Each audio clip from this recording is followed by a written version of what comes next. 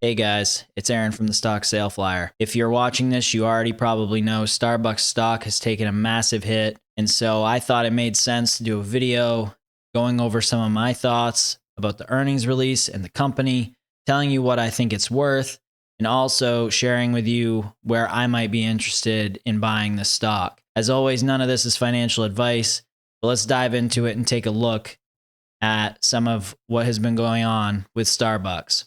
You know, this is a company that's viewed as so stable that even recently, as it was beaten down a bit, people were saying, hey, this thing is looking like a pretty good value.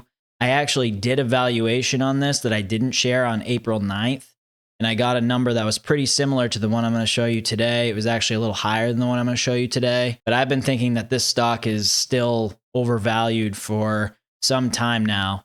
And to be honest, it feels kind of vindicating to see what's going on with this and to know that, you know, it seems like I was on the right track with this one. As you can see here, revenues declined, and also GAAP earnings per share of 68 cents declined 14% over the prior year. So what I wanted to do was say, all right, let's not just focus on the numbers, but let's focus on the story.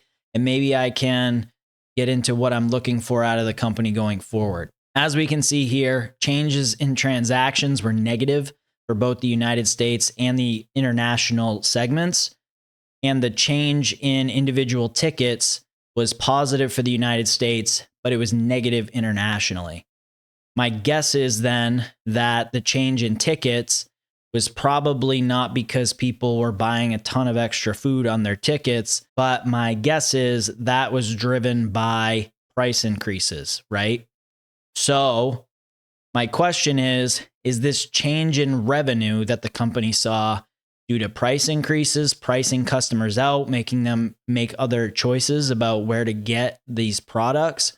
Was it because of a weak consumer? Are we headed for recession? We're seeing this narrative kind of play out in some ways. You see these stories in the news about, like this one, like the consumer pullback that's hitting some of the consumer discretionary markets.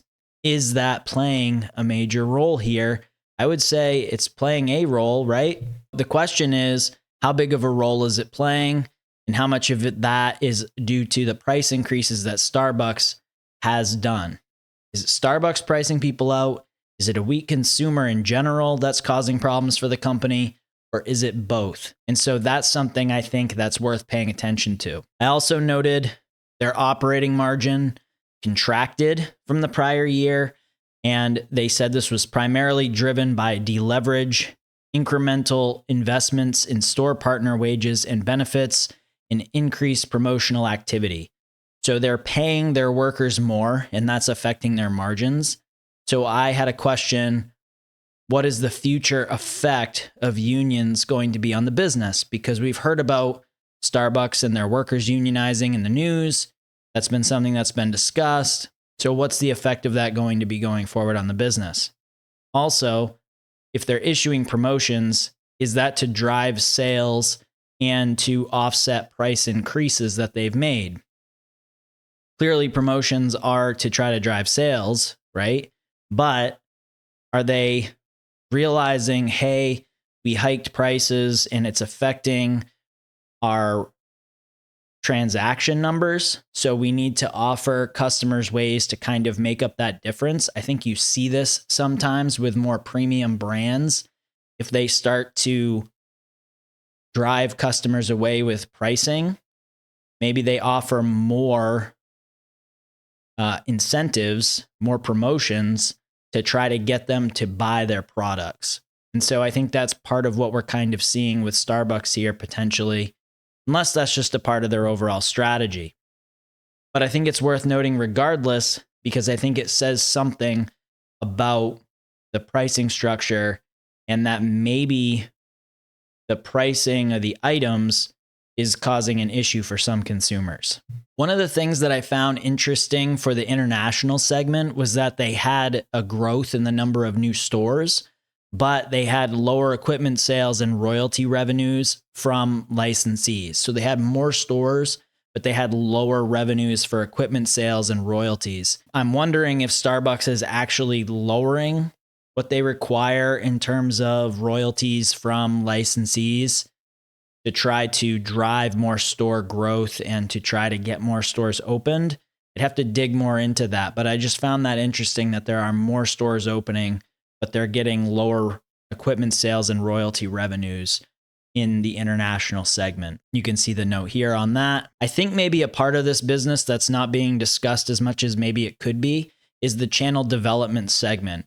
So when we look at the 10K, what this segment is it's the segment that includes roasted whole bean ground coffees, Starbucks and Teavana branded single serve products, ready to drink beverages like Frappuccino and Starbucks Double Shot. These are some of the things that you see in your grocery stores.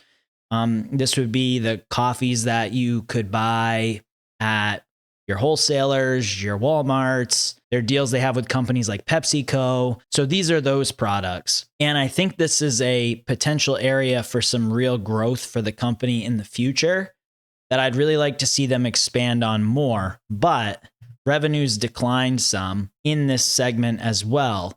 And I am wondering how much of this is because of what they're noting here and what it would have been like if this was not the case. So what they said was it declined 13% over quarter two fiscal year 23 to $418.2 million in quarter two fiscal year 24, primarily due to a decline in revenue in the Global Coffee Alliance following the sale of Seattle's Best coffee brand in the prior year and SKU optimization. So how much of this change would have not happened if those sort of things that seem like outliers were not in the picture? Because this is a part of the business where I'd really like to see some growth. I'd like to see them increasing their sales in places outside of their storefronts, their coffee shops. I think that that's a part of the business that could have a lot of runway for growth. And so I would like to see that grow going forward if the company is going to drive growth in general. I have some notes here about what will drive growth. Aside from channel development, obviously new stores are going to drive growth for Starbucks. And expanding the number of stores is something we see in these reports that they put out. It's obvious that that's still a focus of the business. And so a lot of their growth is probably going to continue to come from that. All of that said, what is this thing worth? So if we look at my valuation, I am not as convinced as some other people that Starbucks is going to be able to continue to drive revenue growth at really high levels into the future. I think that they'll continue to be a strong business, but they're becoming more of a mature company. And I think that's what you see in my valuation here. The 2024 expected number that I got here for total revenue is based on some analyst expectations I saw. And I went with that number, which was only 2.14% revenue growth for 2024. From there going forward, I went with 7% revenue growth. I think that's a realistic target at this point for Starbucks. I don't think that going overly aggressive and saying they're going to drive 10, 11, 12% revenue growth every year is really realistic, if I'm being honest. Again, because this is becoming a more mature business. You're already seeing some potential signs that customers are stretched from price increases. So their pricing power might be reaching a top. That could be cyclical. It could be based on the overall economy and the market. Maybe I'm wrong about that, but I would not value this company and price in a lot of double-digit revenue growth going out into the future. Just me. In terms of their net income margins, I went with 11% expected in 2024 through 2028. I think that makes sense for them. I think as they're paying their workers more, as you're accounting for the potential effects of unions, really what's going to drive their net income margins at this point, I think, would be more efficiency. Maybe as they open more stores, they can save some on logistics because they're not transporting things across such great distances. So maybe they save some capital there. So there are some things like that. that could impact their margins positively, but a lot of it I think is going to be based in efficiency. And the chances are that they will continue to have to pay their workers higher wages in more parts of the world. So for their net income margins, I thought 11% based on where the company is. That's a realistic target for them. And that's a pretty good net income margin. That's not a bad net income margin at all. For free cash flow, if they're opening more stores, if they're investing in those parts of the business and trying to do that, that's going to add to their capital expenditures. So I don't see Starbucks as being a company in the near future, at least, that's going to have a free cash flow to net income of 100% plus. I think taking 83.5%, which is the average of 2022 and 2023 fiscal years, and moving that forward would be a realistic expectation for a company that's trying to open more stores, and that's going to cost them capital. So I think that's a realistic free cash flow to net income margin there. My perpetual growth rate, I went with 2.5%. Perhaps that's a little low for Starbucks going out only on a 5-year valuation. But again, it's a company that's maturing more, so maybe it's not. I don't want to build numbers into the valuation here, expecting Starbucks to be this company that's going to just continue to grow massively forever. I don't think that is really a healthy way to view this company at this point where it is maturing more. Here are my numbers for my weighted average cost of capital. There's the 10-year bond rate I used. I used a 0.97 beta, market cap of $84.318 billion, return to the market of 10%. My weighted average cost of capital is my required rate of return. I used the diluted weighted average shares outstanding that they just released, giving them credit for the buybacks that it appears they've done since the 10K that had come out 2 quarters ago.